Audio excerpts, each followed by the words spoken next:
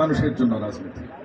আমার রাজনীতি হচ্ছে শহীদ জিয়ার আদর্শের রাজনীতি, আমার রাজনীতি হচ্ছে তারেক রহমানের রাজনীতি, আমার রাজনীতি হচ্ছে বেগম খালেদা জিয়ার আপসহীনতার রাজনীতি, দেশের জন্য রাজনীতি, সার্বভৌমত্ব রক্ষার জন্য রাজনীতি, জনগণের পাশে দাঁড়ানোর রাজনীতি, মানুষের সেবা করার রাজনীতি করতে আমি আসছি। টিকিটের নামে কোন বিভাজনে যাবেন না আপনারা।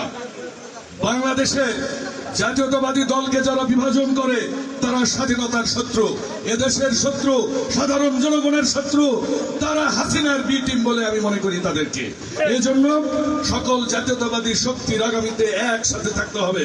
প্রিয় বন্ধুরা আমার, প্রিয় সহকর্মী, প্রিয় সহযোদ্ধা, প্রিয় ভাই, প্রিয় এলাকাবাসী, একটি কথা মনে রাখবেন, চক্রান্ত কিন্তু শেষ হয় না। পৃথিবীর সবচেয়ে পুরাতন যন্ত্র যেটা সবসময় চকচক করে, সেই যন্ত্রটার নাম হচ্ছে ষড়যন্ত্র, এখনো শেষ হয়নি। সেই ষড়যন্ত্র কি? এখনো এদেশে গণতন্ত্রের প্রতিষ্ঠিত হয়নি। এদেশের মানুষরা এখনো ভোট দিতে পারে না। 17 বছর হয়ে গেছে, যে বাচ্চাটির বয়স এখন 25 বছর, এমনকি 30 বছর, এখনো তার জীবনে তাদের জীবদ্দশায় একটা ভোট পর্যন্ত দিতে পারেনি। তাহলে গণতন্ত্র কাকে বলে? গণতন্ত্র কাকে বলে? আর গণপ্রজাতন্ত্রী বাংলাদেশ সরকার কাকে বলে? আমি ইউনূস সরকারকে উদাত্ত আহ্বান জানাতে চাই।